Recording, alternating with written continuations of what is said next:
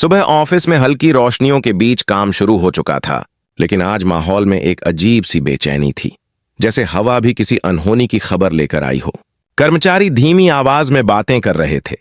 सब जानते थे कि आज हर्ष सर का मूड ठीक नहीं है, लेकिन किसी को नहीं पता था कि इसका तूफान सीधा किस पर टूटने वाला है। अनु अपने केबिन में बैठी फाइलें जांच रही थी। उसका मन कई दिनों से तनाव में था। मीरा की चालें, फेक कोटेशन लीक केस का प्रपंच और हर्ष का उसके ऊपर बढ़ता संदेह, सब कुछ मिलकर उसके दिल पर भारी होता जा रहा था। वह चाहती थी कि हर्ष एक बार उसकी बात सुन ले, लेकिन वह पिछले कुछ दिनों से अनु पर ऐसा गुस्सा निकाल रहा था जैसे पूरा मामला उसी ने बर्बाद किया हो। तभी अचानक केबिन का दरवाजा तेजी से खुला। अनु ने चौंक कर ऊपर देखा। हर्ष अंदर खड़ा था। उसके चेहरे पर गहरी नाराजगी और आंखों में वो शक था जिसे अनु चाहकर भी तोड़ नहीं पा रही थी। अनु, यह क्या हो रहा है? कंपनी का डाटा बाहर कैसे गया? फेक कोटेशन कैसे बना? और हर बार तुम्हारा नाम ही क्यों आता है? उसकी आवाज तेज, कटु और आरोपों से भरी थी। अनु की सांसें एक पल को अटक गईं। सर, मैंने कुछ नहीं किया, मैं सच कह रही हूं।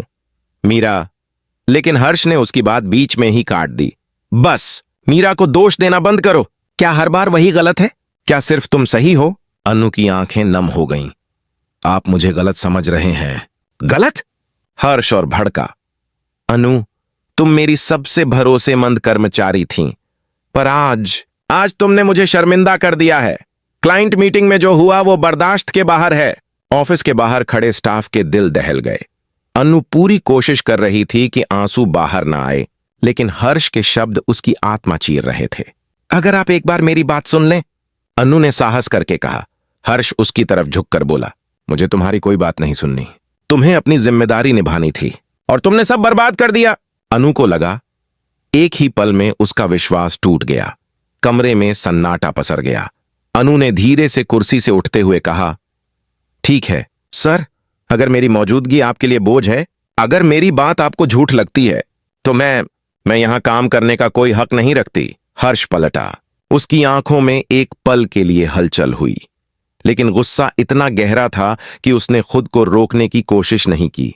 अनु ने अपने बैग से एक कागज निकाला। मैं इस्तीफा दे रही हूं, आज से ही। कागज हर्ष के सामने रख दिया। पूरे ऑफिस में सनसनी फैल गई। हर्ष कुछ पल के लिए स्तब्ध रह गया। अनु की आवाज धीमी थी, पर हर शब्द भारी। मैंने हमेशा ईमानदारी से काम किया सर, आप पर भरोसा किया, लेकिन जब भरोसा ही टूट जाए तो साथ कैसे निभता है? कहकर वह मुड़ी और बाहर निकलने लगी। ऑफिस के कर्मचारी चुप हो गए। कुछ की आंखें नम थीं, क्योंकि अनु इस कंपनी की जान थी। कुछ दंग थे, क्योंकि पहली बार किसी ने हर्ष से इस तरह बात की थी। अनु निकल रही थी, लेकिन हर कदम जैसे उसके दिल को और भारी कर रहा था। ऑफिस के मेन डोर तक पहुंचने से पहले उसके मन में मीरा की साजिशें घूमने लगीं। शायद यही मीरा चाहती थी, लेकिन आज अनु टूट चुकी थी। उसके पास लड़ने की ताकत ही नहीं बची थी। जैसे ही वह ऑफिस के बाहर पहुंची, बारिश शुरू हो गई। हल्की बूंदें, जैसे आसमान भी उसके साथ रो रहा हो। हर्ष के केबिन में कागज अब भी टेबल पर पड़ा था। अनु का इस्तीफा। हर्ष ने धीरे से वह कागज उठाया। उसकी आंखों में पहली बार समझ का धुंधलापन आया। अनु, क्या मैंने सच में जरूरत से ज्यादा बोल दिया? लेकिन उसका अहंकार उसे अभी मानने नहीं दे रहा था। यह वो पल था जहां रिश्ते टूटते हैं या नए मोड़ लेते हैं, और यह तो बस शुरुआत थी।